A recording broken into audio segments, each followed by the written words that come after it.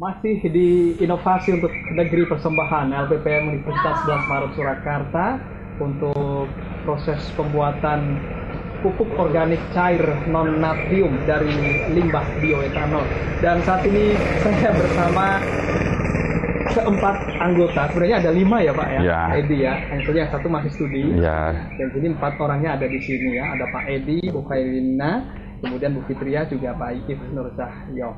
Nah tadi kita sudah melihat bagaimana proses destilasi ya yang ada di Bekonang, kemudian juga proses pembuatannya di sini di Donohudan. Nah ini bolehlah mereview dari apa yang kita lakukan hari ini Pak untuk memberikan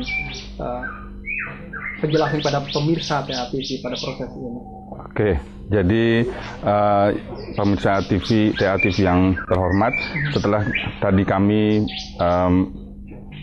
memperlihatkan dari home industry bioetanol di Bekonang, kemudian juga ada proses produksi yang telah disampaikan oleh Pak IF Nur Cahyo, maka pada secara umum kami ingin memberikan gambaran kepada pemirsa bahwasanya kita ini adalah grup dari Solid State Chemistry and Catalysis dari Prodi Kimia FMIPA UNS.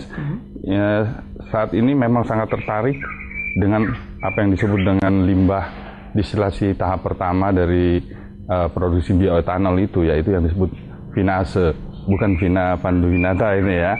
Jadi ini vinase ini kita buat pupuk seperti tadi Mas Eno sampaikan, pupuk organik cair non natrium. Ya, meskipun tadi sudah dijelaskan juga, ya kita ini sudah ada beberapa produknya yang siap yang siap nanti digunakan, dan kemudian mungkin dari hasil kita meninjau tadi dari limbahnya di Bekonang, kemudian prosesnya sampai hasil yang sudah kita perlihatkan ini, nanti ini sudah ready, Mas Eno. Saya masih penasaran, pemanfaatannya bagaimana dengan hasil yang seperti ini? Nah, kalau pemanfaatannya saya kira mungkin Bu Khairina atau Bu Fitria itu lebih bisa menjelaskan. Ya, bisa menjelaskan setelah hasil akhir seperti ini siap untuk dimanfaatkan di dunia pertanian gitu ya istilahnya ya. Nah, mungkin pertama kali dilakukan itu di mana ini digunakan ketika sudah jadi setelah riset tadi? Ini kan bisa diaplikasikan untuk tanaman padi maupun tanaman-tanaman hortikultura. Kalau untuk padi itu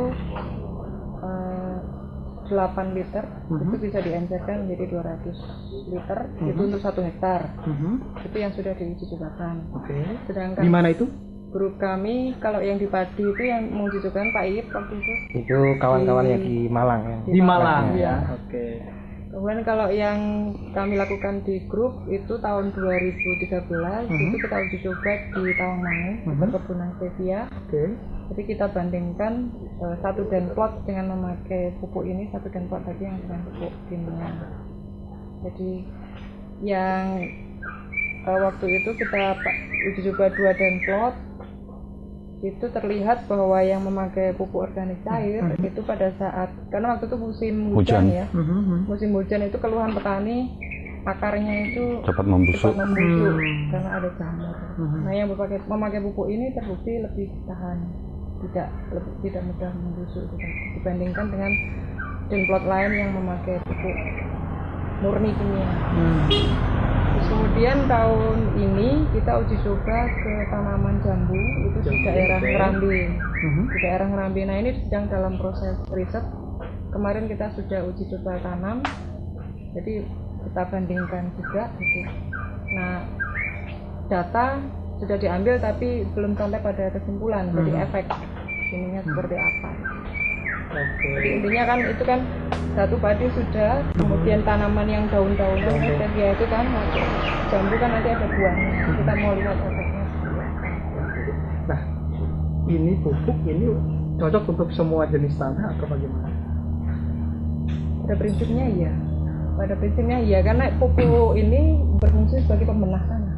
Jadi misal pun tanah yang sudah rusak karena sudah berpuluh-puluh tahun memakai pupuk kimia ya kan lama-lama itu rusak, itu bisa dibenahi dengan pupuk organik. kira-kira prosesnya pembenahan dengan pupuk organik cair non natrium berapa lama? Selama Jadi gini, proses pembenahan tanah itu bisa berlangsung ketika mau tanam. Ya, contohnya padi. Ketika sebelum dibajak, ini sudah diencerkan, disemprotkan atau dilep atau apa itu diairi, digenangin dengan campuran air dengan campuran ini. Nah, kemudian baru dibajak. Nah, setelah dibajak, nanti sudah siap jadi tanah yang sudah mulai diproses. Nah, lama-kelamaan penggunaan ini akan nanti tanah akan dengan sendirinya akan normal kembali. Jadi kalau keseringan menggunakan pupuk kimia itu biasanya tanahnya keras, bantet. Nah, tapi kalau dengan ini nanti akan gembur kembali. Dan bahkan juga ini juga di dalam bakteri itu sudah kami tambahkan asam humat, ya, tambah gembur gitu lebih. Sehingga untuk tanah yang rusak bisa kembali normal. Itu untuk padi.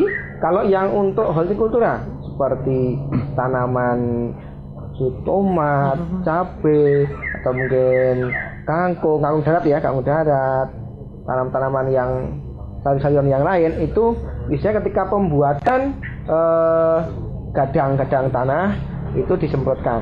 Nanti disemprotkan ke dalam tanahnya baru tanamin. Dan bisa juga nanti ketika proses penyiraman dicampurkan juga ditambahkan. Itu nanti akan menghasilkan hasil yang berlebih.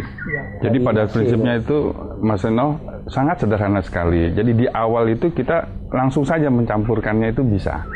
Ya, jadi seperti sudah disampaikan oleh Pak IF tadi, pada saat kita mau mencampurkan langsung dengan komposisi misalnya tadi dikatakan 8 liter ya untuk 1 hektar padi itu bisa.